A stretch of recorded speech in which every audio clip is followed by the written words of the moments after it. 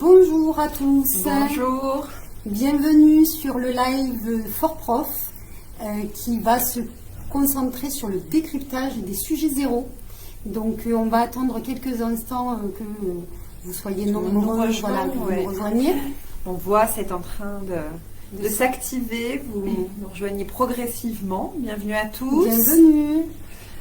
Alors vous êtes à la fois sur Instagram, on voit quelques commentaires, bonjour. Et évidemment sur Facebook, merci de nous retrouver sur ces différents réseaux. On va attendre quelques minutes pour que tout le monde puisse entendre le début de la réunion. Donc nous sommes Brigitte et Aurélie, les directrices de l'Institut, et nous avons décidé de faire ce petit live pour vous présenter rapidement notre analyse des sujets zéro qui sont apparus la semaine dernière sur le site du ministère. Je pense que certains d'entre vous qui souhaitaient préparer le concours 2022 êtes certainement inquiets de l'arrivée de ces nouvelles épreuves.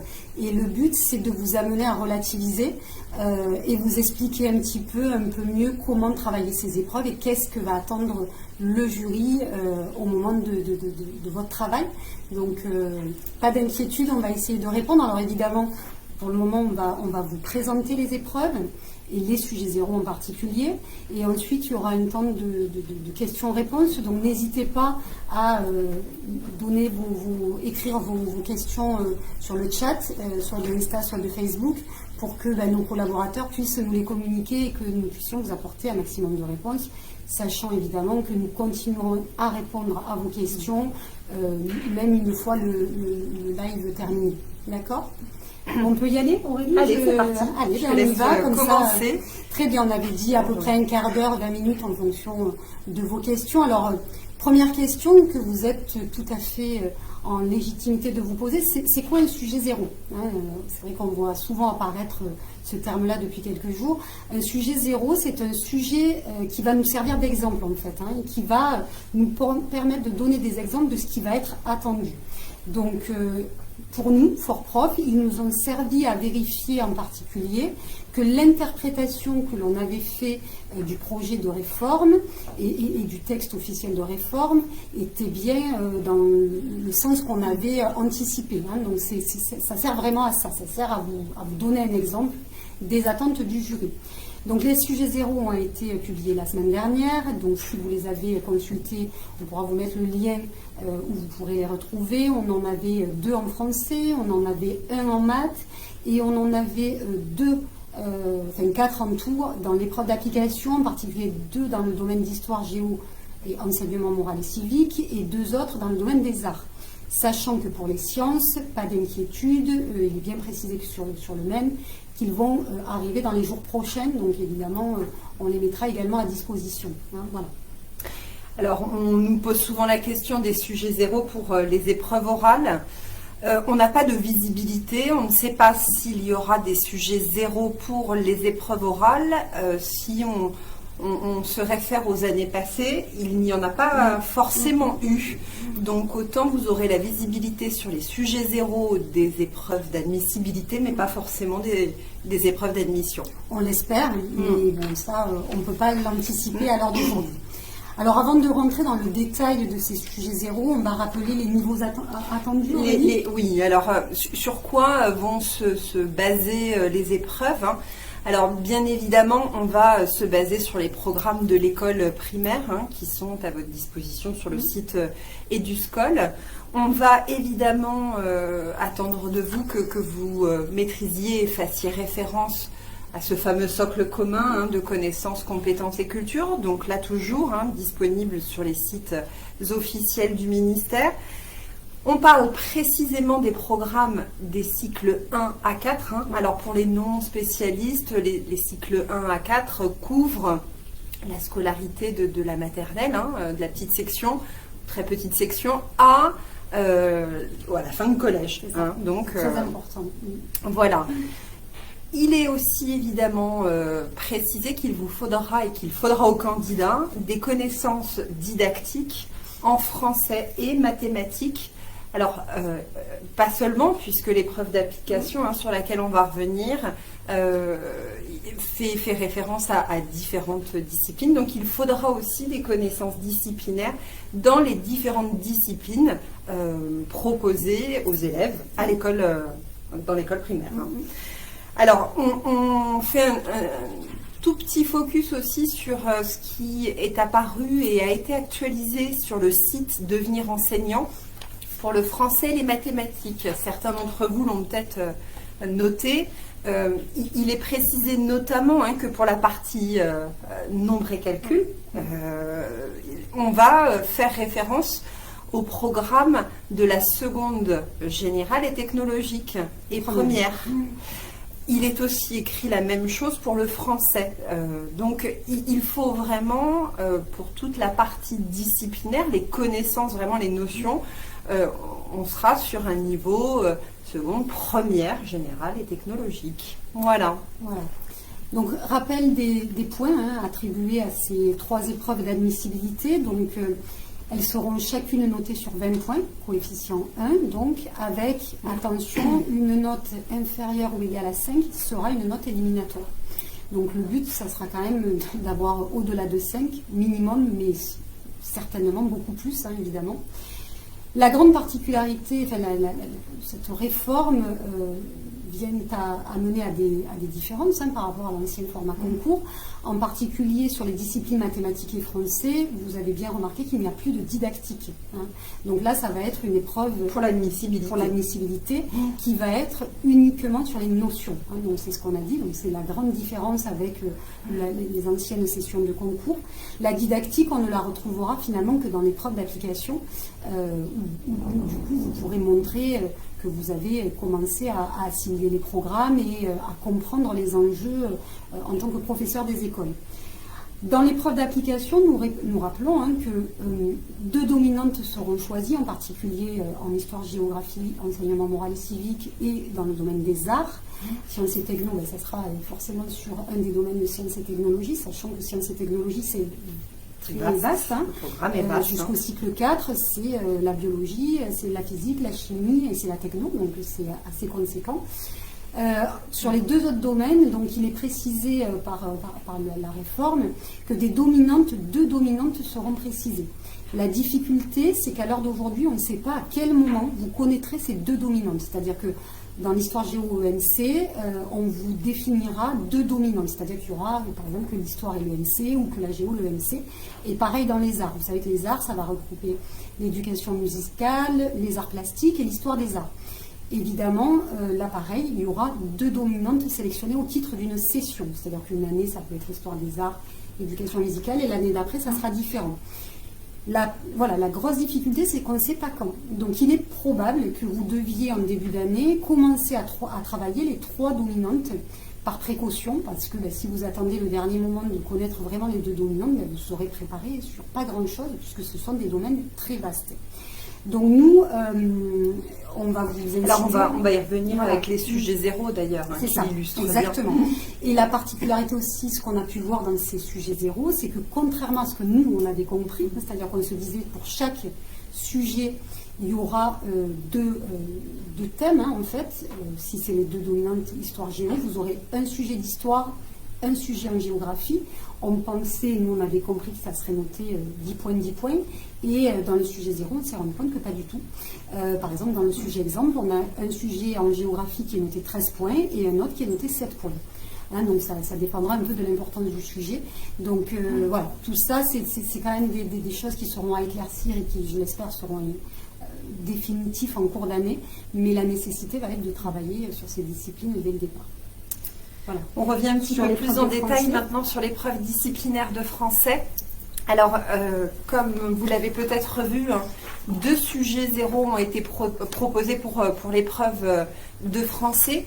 Alors, pas de réelle surprise par rapport à ce qu'on avait déjà lu dans l'arrêté du 25 janvier, paru sur le BO du 29 janvier. Il avait été précisé qu'il vous serait proposé un texte de nature différente, littéraire bien sûr, qui serait composé de 400 à 600 mots. Et donc là, dans le cadre des sujets zéro, nous avons pu voir un sujet et un texte de Giono, un autre de Triolet, d'Elsa Triolet, voilà, sur ce format-là. Ce qu'on a bien vu également, c'est que c'est bien à partir de ces textes aussi que se construisent ensuite les questions sur l'étude de la langue et la compréhension lexicale. Donc ça, c'est essentiel. Et évidemment, aussi la question qu'il est ensuite posée et qui guidera la rédaction du développement que vous allez devoir construire ensuite. Alors, les questions sur l'étude de la langue et la compréhension lexicale, rien de très nouveau, je dirais, ça reste quand même très classique, en tout cas dans les deux sujets qui ont été proposés, puisque on retrouve des thèmes sur la nature et la fonction des mots, sur le discours, le type de discours, les propositions subordonnées, la formation de mots, en particulier du texte. Donc, pas de complexité a priori sur les questions de connaissance de la langue.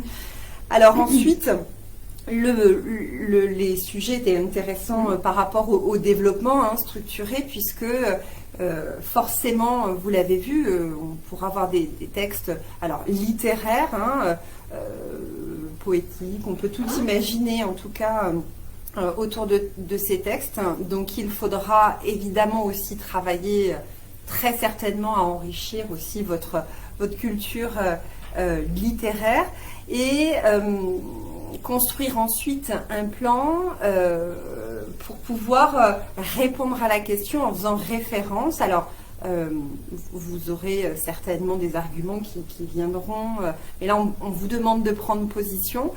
Il sera évident que les stagiaires qui pourront valoriser leurs connaissances et leur culture littéraire, ce sera apprécié. Oui. On a l'exemple du texte donc qui portait sur la relation humaine et l'animal. Donc nous, c'est une épreuve qu'on aime bien parce qu'on la trouve très intéressante. C'est une épreuve qui va vous engager, sur laquelle vous allez montrer vos connaissances, vous allez réfléchir.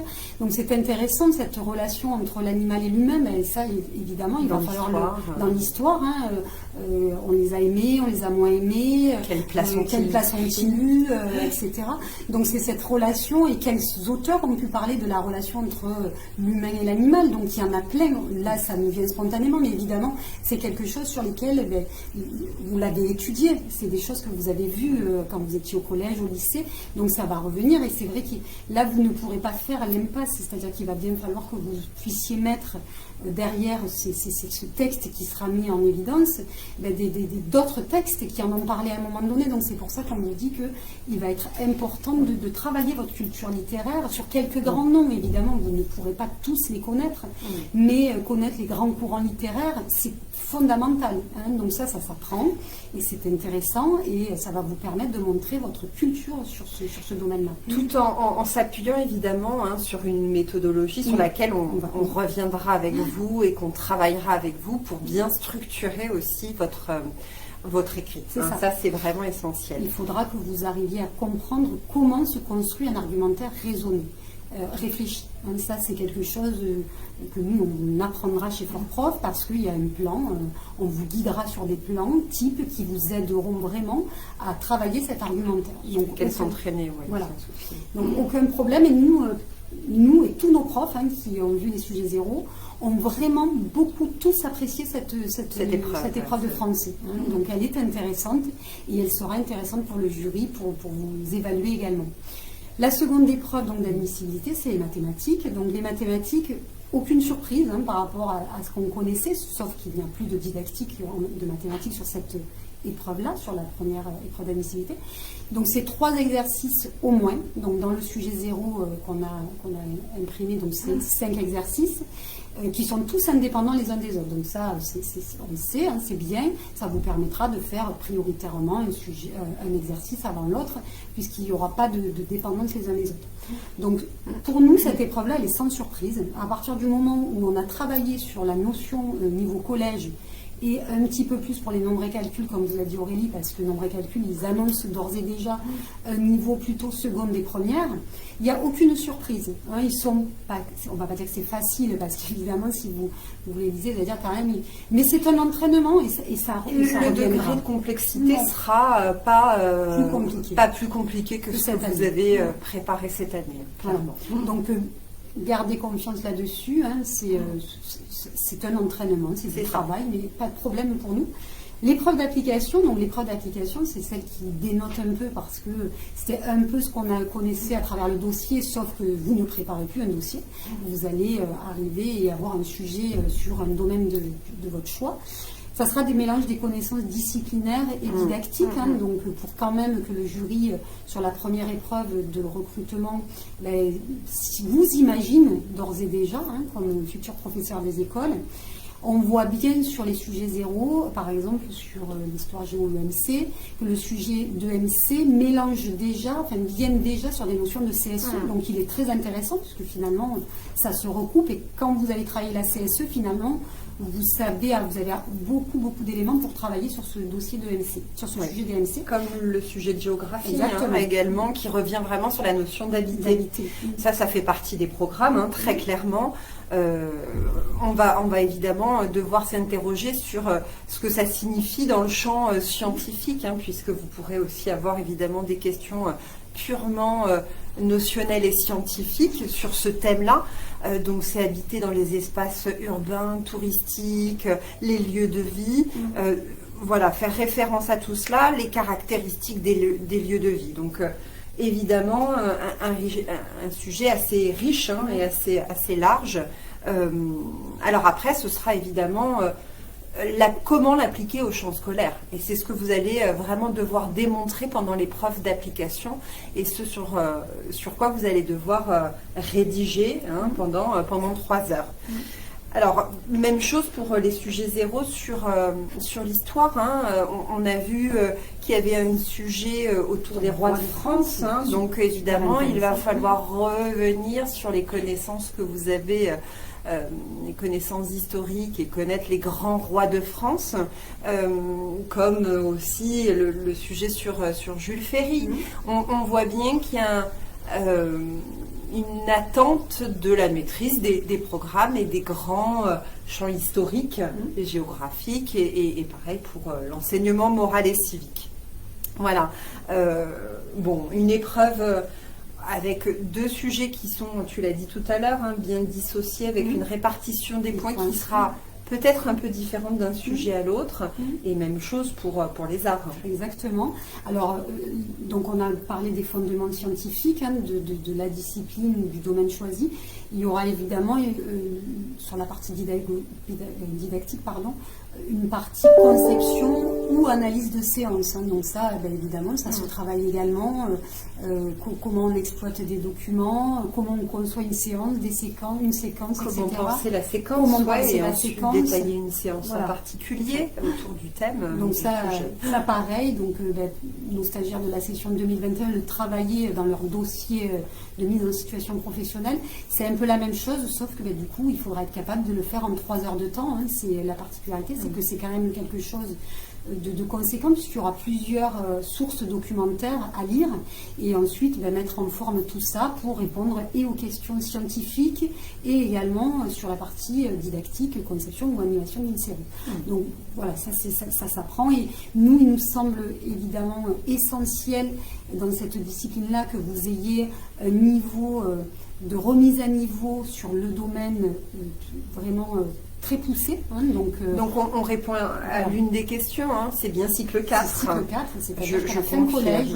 Ce qui était déjà le cas avec la constitution du dossier. Alors effectivement, il fallait choisir un sujet autour des cycles 3, enfin 1, 2, 3, mais en termes de connaissances, pour l'approche et la partie plus scientifique du dossier, c'était autour aussi des connaissances qui pouvez aller jusqu'au cycle 4. C'est normal. Alors ça, c'est une question qui revient souvent. C'est pourquoi nous demander de maîtriser le cycle 4 alors qu'on va enseigner que jusqu'au cycle 3.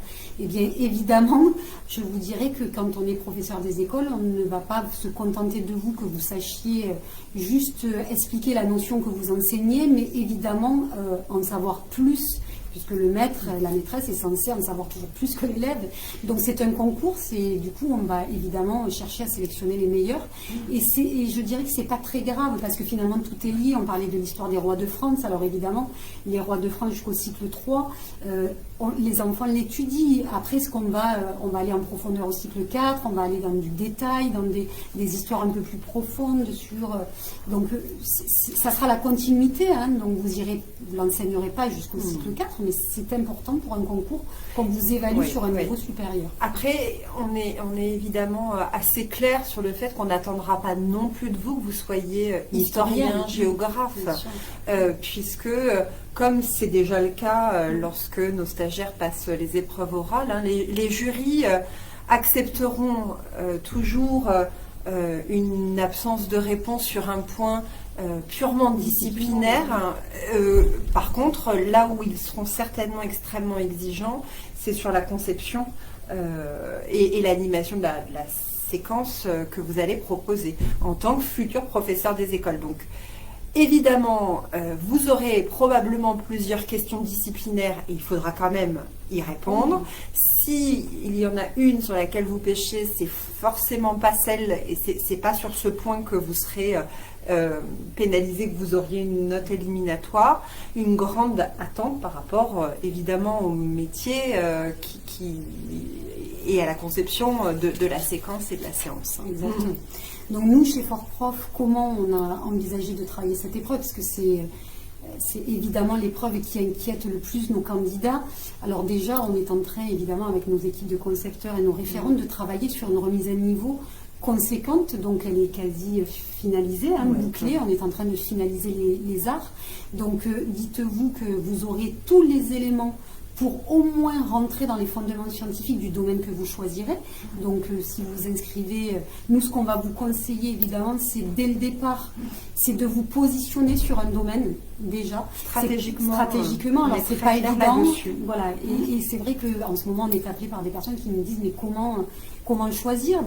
Consultez un peu les programmes déjà dans ces différents domaines, regardez qu'est-ce que vous avez pu faire antérieurement qui pourrait, si vous avez fait un bac plutôt scientifique, biologie, vous avez travaillé dans le domaine médical, et bien évidemment il vaudra mieux prendre sciences et techno. Si vous êtes plus littéraire et que vous vous sentez plus à l'aise, ça sera peut-être plus l'histoire géo. Si vous adorez la culture en général, l'éducation musicale, etc., ça sera les arts. Donc voilà, je dirais, il faut vous dire que vous allez être amené à travailler sur cette discipline vraiment en profondeur, et vous allez y passer du temps, puisque notre remise à niveau, elle va être conséquente, et ça va être le premier de votre travail, c'est celui-ci, de vous remettre toutes ces notions en tête, sur les rois de France, sur la notion d'habitation, etc. Donc ça, c'est la première chose. Et ensuite, vous sélectionnez votre domaine et vous vous concentrez là-dessus, et ensuite on va vous aider à travailler sur comment analyser des documents, plusieurs documents pédagogiques, parce que c'est important aussi. Il est évidemment sur une épreuve de 3 heures, vous vous doutez bien que vous ne pouvez pas passer 1 heure sur la lecture des documents, parce qu'après il vous restera plus que 2 heures pour élaborer au plan et à la rédaction. Et à la rédaction de thématiques. Donc non. Donc on va vous apprendre à lire en diagonale, à repérer d'entrée les mots-clés par rapport à la problématique de départ ou ce qu'on vous a demandé de faire. Ce qu'il faut regarder dans les sujets zéro, c'est souvent on vous demande une analyse réfléchie. Donc ce que vous allez faire en français, le travail que vous allez amener sur la réflexion du commentaire rédigé, ça va vous servir aussi pour l'épreuve d'application, vous entraîner, puisqu'il va falloir que vous fassiez une analyse réfléchie des documents que vous avez en main.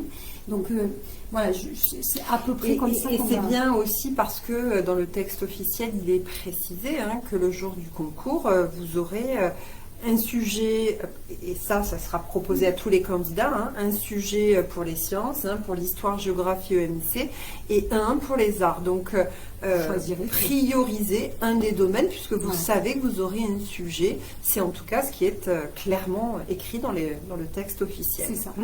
Enfin, nous, du moins, c'est le conseil qu'on donnera à nos stagiaires, c'est de prioriser un domaine et de s'y concentrer, puisque je vous disais au départ, tant qu'on ne connaîtra pas les dominantes, si vous prenez le domaine de l'histoire géo-EMC, ben, il est fort certain que vous allez devoir dès le départ travailler non seulement l'histoire, mais la géographie et l'enseignement moral et civique. Donc voilà, pour nous, ce n'est pas quelque chose qui nous effraie. On a déjà prévu un planning de travail pour vous permettre d'arriver en fin d'année avec toutes les connaissances nécessaires. Alors souvent, on nous dit, les stagiaires qui nous appellent nous disent, est-ce que vous la trouvez plus difficile, moins difficile? Est-ce que c'est cette première partie, est-ce que vous la sentez plus sélective, etc. Donc c'est difficile de se positionner là-dessus parce qu'évidemment le but c'est pas de décourager ou d'encourager qui que ce soit. Je dirais que les sujets zéro vont vous permettre de vous faire une idée de ce qui est attendu de vous et que ce qu'on voit nous c'est que les stagiaires bien préparés globalement sur que ce soit sur la didactique ou le notionnel, ça ne sera pas plus ou moins compliqué, ça sera différent. Hein. C'est complètement différent. C'est une façon, on ne vous demande pas de faire une analyse des idées des auteurs, on vous demande de vous engager un petit peu à travers un texte. Donc c'est complètement différent, mais c'est très intéressant. Les épreuves sont vraiment très riches et intéressantes pour vous. Elles le seront, on pense, sincèrement. Sur cette année, donc gardez confiance, le niveau attendu n'est pas plus difficile ou moins difficile que les années d'avant, hein. Nous chez Fort-Prof on a toujours obligé nos stagiaires à aller au-delà du niveau collège, donc ça nous convainc qu'on était dans la bonne direction puisque là ils élèvent un petit peu sur certains la connaissance de la langue et le nombre et calcul sur un niveau un peu plus élevé. Donc on est quasi convaincus, nous, que si vous préparez de la même façon que se sont préparés nos stagiaires cette année, il n'y a pas de raison que ça ne marche pas. Nous, on va renforcer vos savoirs disciplinaires. Et ensuite, la didactique, c'est quelque chose qu'on a l'habitude de travailler. Donc, pas de souci. Gardez confiance en vous. Pour nous, ce sont des épreuves très intéressantes. On est dans l'attente, comme on le disait, sur... et on espère des sujets zéro pour les épreuves orales. C'est toujours intéressant de bien évaluer, mais en même temps, le texte donne déjà des éléments sur les épreuves de leçons en français et mathématiques sur lesquels on va évidemment beaucoup travailler puisque c'est quand même un coefficient 4. Donc évidemment, ce sera à ne pas négliger. Et puis l'épreuve... sur l'entretien de motivation qui permettra à chacun d'entre vous de valoriser aussi son parcours et de démontrer professionnellement qu'est-ce qui va vous servir pour aussi vivre la classe. De la même façon aussi répondre à des questions autour de l'institution et évidemment en EPS sur... à la fois les thèmes de l'EPS, mais aussi sur la sécurité, des thèmes comme la sécurité, la psychologie et le développement de l'enfant.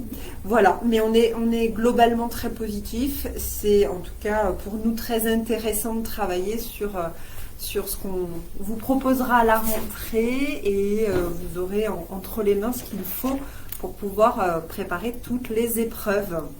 Voilà. Oui, alors... pour finir peut-être, voilà, pour rassurer pour ceux qui n'ont pas pu suivre.